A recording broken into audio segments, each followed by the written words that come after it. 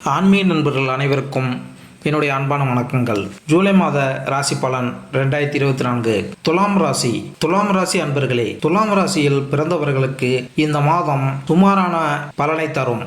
உங்கள் ராசிக்கு அதிபதியான சுக்கிரன் மாத தொடக்கத்தில் 9ஆம் வீட்டில் அமர்ந்து பலமான பலன்களை தருவார். 11ஆம் வீட்டின் அதிபதி சூரியனும் அவர்களுடன் இருப்பார். இதன் மூலம் நல்ல நிதி நிலையை அடைய முடியும். உங்கள் முக்கியமான திட்டங்களை முன்னெடுத்து செல்வதில் வெற்றி பெறுவீர்கள். 9ஆம் வீட்டின் அதிபதியான புதன் கிரகமும் 10ஆம் வீட்டில் அமர்ந்து ராஜயோக காரணியான பலன்களை தருவார். வேலைத்துறையில் வெற்றியை பெறுவார். உங்கள் தொழிலில் முன்னேற்றம் ஏற்பட வாய்ப்புகள் உள்ளது. மேலும் இந்த மாதம் உங்களின் தற்போதைய வேலையில் மாற்றத்தையும் குறிக்கலாம். அதாவது அதிக சம்பளத்துடன் நல்ல நிலையை புதிய வேலை கிடைக்கும். வேலை இல்லாதவர்களுக்கும் வேலை கிடைக்க வாய்ப்புகள் உள்ளது. உங்கள் தற்போதைய வேலையில் இடமாற்றம் அதற்கான அறிகுறியும் இருக்கலாம். ஆனால் இது உங்களுக்கு நன்மைகளை பெறுவதற்கான வாய்ப்புகளை தரும் மற்றும் வேலையில் உங்கள் நிலை வலுப்படும். 6ஆம் வீட்டிற்கு அதிபதியான 8ஆம் வீட்டில் ராகு சஞ்சரிப்பதாலும் 6ஆம் வீட்டில் ராகுவும் இருப்பதால் எதிரிகள் உங்களை கெடுக்க முடியாமல் சிரமப்படுவார்கள். ஆனால் அது நிச்சயமாக சில காலத்திற்கு உங்களை மனக்கவலையில் ஆழ்த்தலாம். எனவே உங்களை நீங்களே கவனித்துக் கொள்ளுங்கள். வியாபாரம் செய்பவர்களுக்கு செவ்வாய் கிரகம் 7வது வீட்டிற்கு தனது சொந்த ராசியுடன் இணைந்திருப்பது வலுவான நிலையில் இருக்கும். மேலும் உங்கள் வணிகத்தில் முன்னேற உங்களுக்கு முற்றிலும் உதவும். நீங்கள் வியாபாரத்தில் வெற்றியை பெறலாம். ஆனால் பொறுமையின்றி எந்த முடிவையும் எடுக்க வேண்டாம். நிதி ரீதியாக இந்த மாதம் ஏற்றத்தாழ்வுகள் நிறைந்ததாக இருக்கும். வருமானம் கூடும், ஆனால் செலவுகள் கூடும். உங்கள் ஆரோக்கியத்தில் கவனம் தேவை. தொழில் இந்த மாதம் தொழில் பார்வையை பொறுத்தவரை சாதகமாக இருக்கும். 9ஆம் வீட்டின் அதிபதியான புதன் மாத தொடக்கத்தில் இருந்து 10ஆம் வீட்டில் இருப்பதால் ராஜயோகம் போன்ற பலன்களை அடைவதோடு கிரகங்களின் நிலையும் உங்களுக்கு சாதகமாக இருக்கும். எனவே இந்த காலம் உங்கள் பணியிடத்தில் உங்களை நிலைநிறுத்துகிறது. உங்களின் தற்போதைய வேலையில் மாற்றம் ஏற்படலாம். நீங்கள் பலமுறை விண்ணப்பித்து உங்கள் வேலையை மாற்ற விரும்பினால் இந்த மாதம் உங்கள் விருப்பம் நிறைவேறும். நீங்கள் ஒரு நல்ல உயர் பதவியுடன் ஒரு பெரிய வேலையை பெறலாம். இதன் காரணமாக உங்கள் பொருளாதார நிலை உயரும் மற்றும் உங்கள் வேலைத்திறன் அதிகரிக்கும். தற்போதைய வேலையில் உங்கள் இடமாற்றம் சாத்தியமாக இருந்தால் அது நடக்கும் மற்றும் உங்களுக்கு நிதி ஆதாயத்தையும் தரும். அதாவது 6வது வீட்டின் அதிபதி வியாழன் 8ஆம் வீட்டில் இருக்கிறார். இதன் காரணமாக உங்களின் திட்டங்கள் இருக்கலாம், ஆனால் அவை நடக்கும், பலனளிக்காது. உங்கள் ஜாதகத்தில் 6ஆம் வீட்டில் அமர்ந்திருக்கும் நோடல் கிரகம் எதிரிகளிடமிருந்து உங்களை பாதுகாக்கும். ஆனால் சில எதிரிகள் பிறப்பார்கள். அவர்களை பார்த்த பிறகு நீங்கள் தொந்தரவு அடைவீர்கள். இது உங்கள் மன அழுத்தத்தையும் அதிகரிக்கும். ஆனால் நீங்கள் இந்த விஷயங்களில் கவனம் செலுத்த தேவையில்லை. உங்கள் வேலை தொடர்பாக நீங்கள் ஒரு மாநிலத்திலிருந்து இன்னொரு மாநிலத்திற்கு அல்லது நகரத்திலிருந்து மற்றொரு நகரத்திற்கு செல்லும் வாய்ப்புகள் இருக்கலாம். வியாபாரம் செய்யும் சொந்தக்காரர்களுக்கு மாதத்தின் ஆரம்பம் சாதகமாக இருக்கும். 7ஆம் வீட்டின் அதிபதியான செவ்வாய் கிரகத்தின் அதிபதி தனது சொந்த ராசியில் தங்கி உங்களை எல்லோரையும் விட முன்னிலையில் வைக்க முயற்சிகளை மேற்கொள்வார்.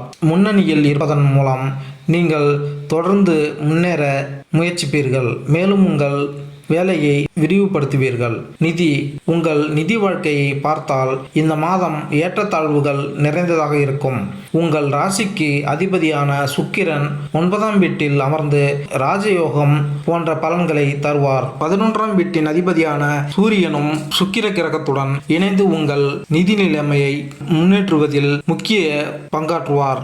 8ஆம் வீட்டிற்கு அதிபதியாக சுக்கிரனும் இருப்பார். இந்த வழியில் நீங்கள் சில எதிர்பாராத மற்றும் திடீர் நன்மைகள் பெறுவீர்கள்.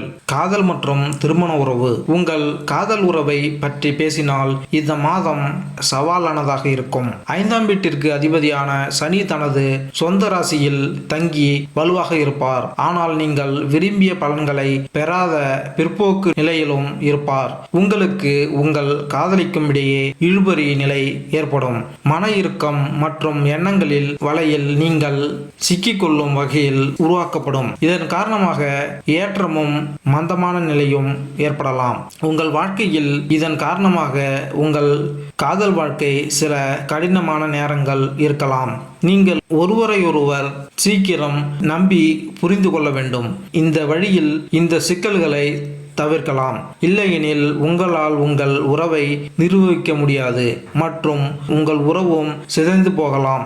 உண்மையில் கடினமான நேரங்கள் ஒரு உறவை சோதிக்க சரியான நேரம். இந்த நேரத்தில் நீங்கள் சில கடினமான அனுபவங்களை பெறுவீர்கள் மற்றும் சில கடினமான முடிவுகளை எடுக்க வாய்ப்பு கிடைக்கும். சரியான நேரத்தில் சரியான முடிவை எடுப்பீர்கள் என்று நம்புகிறேன். திருமணமானவர்களை பற்றி பேசுகையில் 7ஆம் வீட்டிற்கு அதிபதியான செவ்வாய் கிரகம் 7வது வீட்டில் தங்கி உங்கள் திருமண வாழ்க்கையை பாதுகாக்கும். உங்கள் மனைவியிடமிருந்து முழு ஆதரவை பெறுவீர்கள். 8ஆம் வீட்டில் வியாழன் இருப்பதால் உறவினர்கள் ஆதரவும் துணைவியின் பேச்சில் இனிமையும் இருக்கும்.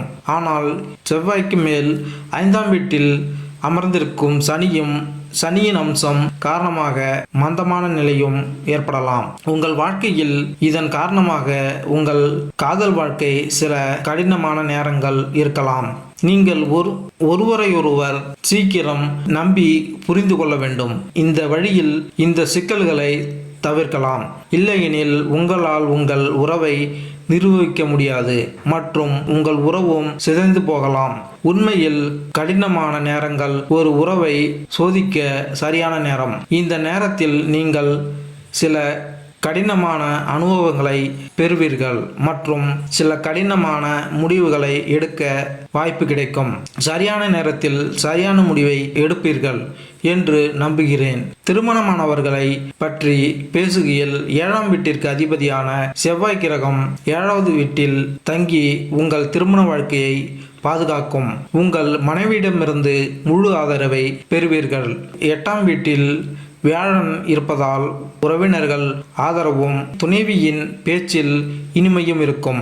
ஆனால் செவ்வாய்க்கு மேல் 5ஆம் வீட்டில் அமர்ந்திருக்கும் சனியின் அம்சம் காரணமாக வாழ்க்கை துணைவர்கள் உடல் ரீதியாக சில அவசரங்களை உணரலாம் மற்றும் அவர்களின் நடத்தையில் கசப்பு கூடும். எரிச்சல் அடைவார். இது உங்களை பாதிக்கும். உங்களுக்கு பிடிக்காமல் இருக்கலாம். இருப்பினும் சூழ்நிலைகளை புரிந்து கொள்ள முயற்சியுங்கள். குடும்ப உறுப்பினர்கள். இந்த மாதம் குடும்ப வாழ்க்கைக்கு சாதகமாக இருக்கும்.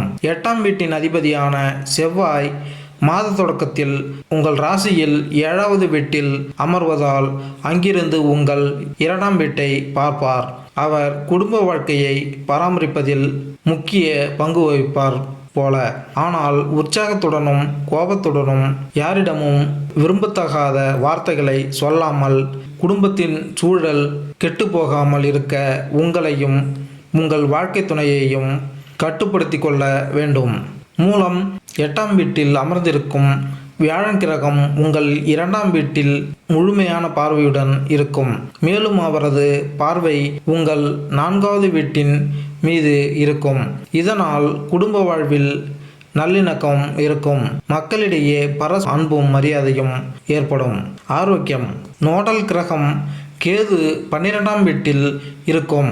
நோடல் கிரகம் ராகு மாதம் முழுவதும் 6ஆம் வீட்டில் இருக்கும். இதன் காரணமாக சில திடீர் பிரச்சனைகள் ஏற்படலாம் மற்றும் திடீரென்று குணமாகும். ஆனால் அது சில காலத்திற்கு பிரச்சனைகளையும் வலியையும் கொடுக்கும். சனிக்கிரகம் பிற்போக்கு நிலை காரணமாக மூட்டு வலி, தோள்பட்டை வலி, வயிறு தொடர்பான பிரச்சனைகள் அதிகமாக இருக்கலாம். இதன் காரணமாக உங்கள் அன்றாட பணிகள் குழப்பமானதாக இருக்கலாம். எனவே உங்கள் உடல்நலத்தை புறக்கணிக்காதீர்கள் மற்றும் தேவைப்பட்டால் மருத்துவ சிகிச்சையை எடுத்துக்கொள்ளுங்கள்.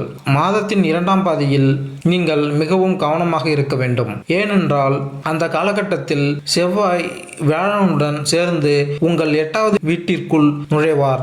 இந்த காலகட்டத்தில் எந்த வகையான அறுவை சிகிச்சை நிகழலாம் அல்லது எந்த வகையான சிறிய விபத்து உங்களை தொந்தரவு செய்யும் சூழ்நிலை இருக்கலாம். இந்த வகை வாகனங்களில் விபத்து ஏற்படக்கூடும் என்பதால் மற்றவர்களின் வாகனங்களை எடுத்துக்கொண்டு ஓட்டாதீர்கள்.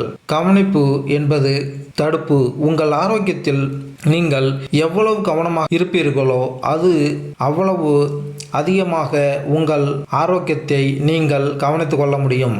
பரிகாரம்: வெள்ளி அன்று உங்கள் மோதி விரலில் ஒரு சிறந்த தரமான ஓபல் ரத்தினத்தை வெள்ளி மோதிரத்தில் அணிய வேண்டும். நல்ல தரமான ஸ்ரீ எந்திரத்தை முறையாக பிரதிஷ்டை செய்து ஸ்தபித்து அதை தொடர்ந்து வழிபடுவதன் மூலம் உங்கள் நிதிநிலை பிரச்சனைகள் தீர்க்கலாம். சிறுமிகளின் கால்களை தொட்டு அவர்களின் ஆசிகளை தவறாமல் பெறுங்கள். இதை செய்வதன் மூலம் உங்கள் எல்லா வேலைகளையும் நீங்கள் நிறைவேற்றலாம். சிவபெருமானை வணங்கி தினமும் பாலில் சிவலிங்கத்தை பிரதிஷ்டை செய்து வந்தால் நன்மை உண்டாகும். மேலும் இந்த வீடியோ உங்களுக்கு பிடித்திருந்தால் லைக் பண்ணுங்க, கமெண்ட் பண்ணுங்க, மறக்காம சப்ஸ்கிரைப் பண்ணுங்க. நன்றி, வணக்கம்.